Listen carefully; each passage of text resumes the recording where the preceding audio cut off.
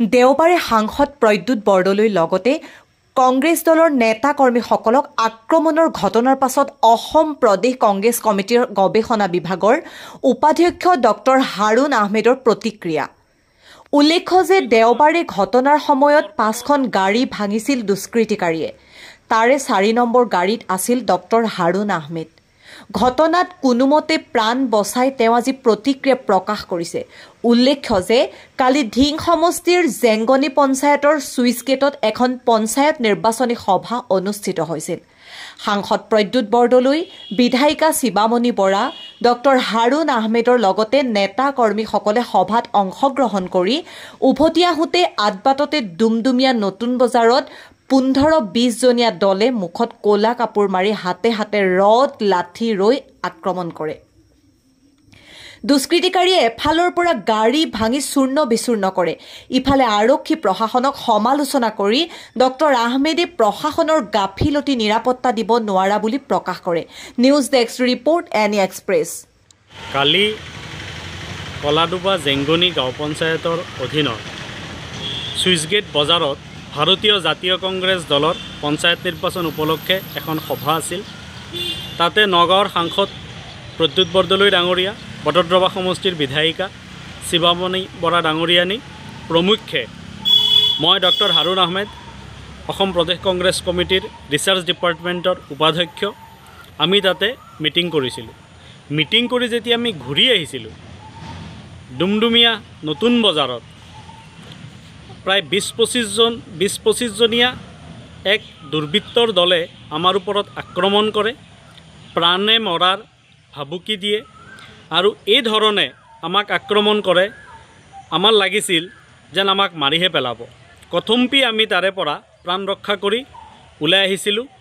আমাৰ গাড়ী মটৰ সম্পূৰ্ণৰূপে ভাঙি চুৰমাৰ কৰি দিছিল। তো এইখিনি আছিল কালিৰ গোটেই ঘটনা। তো তাতে মই আঘাতপ্ৰাপ্ত হৈছোঁ। মোৰ হাতত, কপালত, মূৰত, বিভিন্ন শৰীৰৰ বিভিন্ন অংগত আঘাত হৈছে। আৰু গোটেই ঘটনাটো এনেকুৱা আছিল, তাতে আমি দেখা পালোঁ প্ৰশাসনৰ একেবাৰে গাফিলতি, পুলিচ একেবাৰে নিৰাপত্তা দিব পৰা নাছিল। দুজনকৈ 4জন গৃহৰক্ষী জোৱানে 2খন বাইকত আমাক আগবঢ়াই লৈ গৈছিল। ঘটনাৰ সময়ত তেওঁলোক তাৰে পৰা নাইকিয়া হৈ গৈছিল। ঠিক যি ধৰণে এজন চিটিং MP, চিটিং MLA নিৰ্বাচন প্ৰক্ৰিয়াত অংশগ্ৰহণ কৰোঁতে যি ধৰণে এস্কৰ্ট দিব লাগে, নিৰাপত্তা দিব লাগে, সেই ধৰণে একো আমি দেখা পোৱা নাছিলোঁ। কালিৰ যিটো ঘটনা আছিল সেইটো এটা সম্পূৰ্ণ পৰিকল্পিত ঘটনা আছিল। আৰক্ষী আৰু প্ৰশাসনৰ এটা ব্যৰ্থতা আছিল। আৰক্ষীক পাৰ্মিশ্যন লোৱা হৈছিল, প্ৰশাসনৰ পৰা নিৰ্বাচনৰ সম্পূৰ্ণ পাৰ্মিশ্যন লোৱা হৈছিল। যি সভা হৈছিল, সভা শেষ কৰি যেতিয়া গৈ থকা হৈছিল তাতে 4জন গৃহৰক্ষী জোৱানক এস্কৰ্ট কৰাৰ দায়িত্ব দিয়া হৈছিল, তাকো বাইক দি। যেতিয়া ঘটনা হৈছিল, ঘটনাৰ সময়ত তেওঁলোক তাত নাছিল। তেওঁলোক ক'ত আছিল?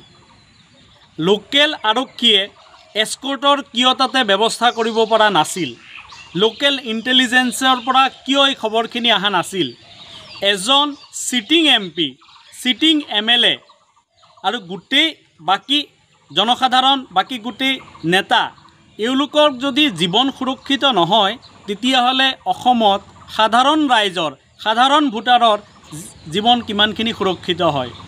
তাৰ লগতে ডাঙৰ এটা প্ৰশ্ন হৈছে যে হিমন্ত বিশ্ব চৰকাৰে পঞ্চায়ত নিৰ্বাচন অনুষ্ঠিত কৰিব বিচৰা নাছিল আৰু 1 বছৰ পিছুৱাইও দিছিল।